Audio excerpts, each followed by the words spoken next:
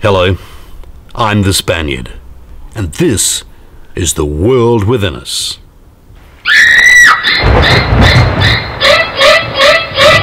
We are here outside a suburban home in suburban Hobart, and the occupants of this home believe there is a strange being in the back garden. And we are here to investigate. Let's go. There's an eerie calm to the evening, and suddenly my whole body has gone limp and cold, and I'm going to investigate. Limp and cold. It is with fear and trepidation that I'm about to open the door of the garden shed. The stench is unbearable. I hear a groaning, a subtle groaning, and a bright pulsating light coming from underneath the door. I need to investigate. I need to find out what is inside. Let's take a look, ever so slowly.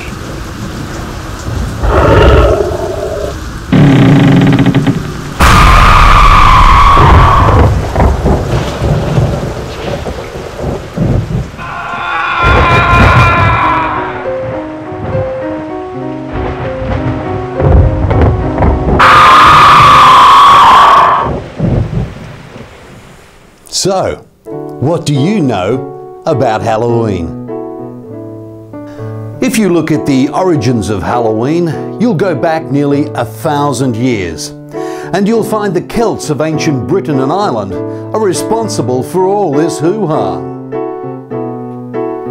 The Celts gradually infiltrated Britain over the course of the centuries between 500 and 100 BC. It was indeed the Iron Age. October the 31st was the end of summer for the Celts, who believed on this night witches and evil spirits roamed the natural realm. They celebrated the festival of Samhain. The family ancestors were also honoured, and with the need to ward off harmful spirits, the wearing of costumes and masks began. Some witches use a chant at the beginning of the feast to welcome their ancestors. And so it is we gather again, the first of our dead, to begin. Our ancients, our ancestors, we invite come and follow the setting of the sun.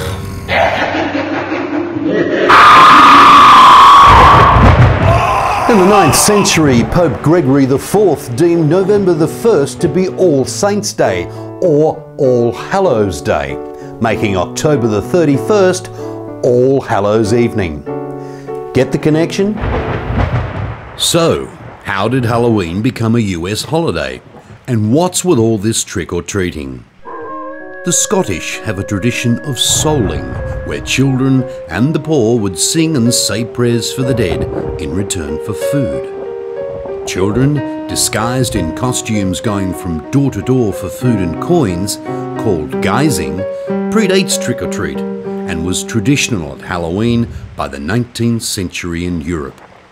So Halloween was brought to the US by migrating Europeans in the 18th century.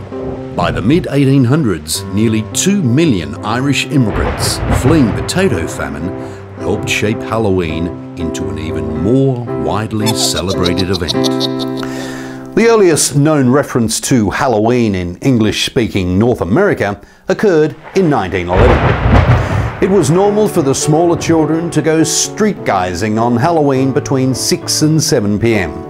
visiting shops and neighbours to be rewarded with nuts and candies for their rhymes and songs. The earliest known use of the term trick-or-treat in print appeared in 1927. In North America, trick-or-treating has been a customary Halloween tradition since at least the late 1950s. Children in costumes, either in large groups or with an adult, would travel from house to house in order to ask for treats such as candy, or in some cultures money, with the question trick or treat. The trick is an idle threat to perform mischief on the homeowner. 9 times out of 10, it was a treat. So what is the significance of Halloween to Americans today?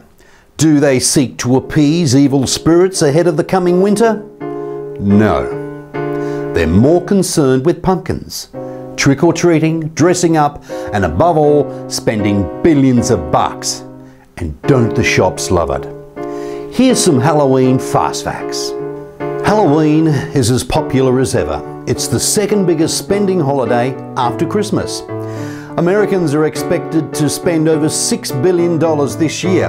About $2 billion will be spent on costumes. In 2009, there were an estimated 36 million potential trick-or-treaters. And the US produced 1.1 billion pounds of pumpkins. And of course, magicians all over the world celebrate Halloween to commemorate the death of Harry Houdini, who died on October the 31st, 1926. So has Australia embraced Halloween? Judging by our history and our close ties with US tradition, I fear the worst. We already celebrate Valentine's Day, Mother's Day, Father's Day, Steve Kernahan Day, the Queen's birthday, and Halloween is way better. And it's not mandatory, and it's not religious for most people, and it's a great laugh. The excuse to dress up and have a party is the Aussie way. Trick or treat?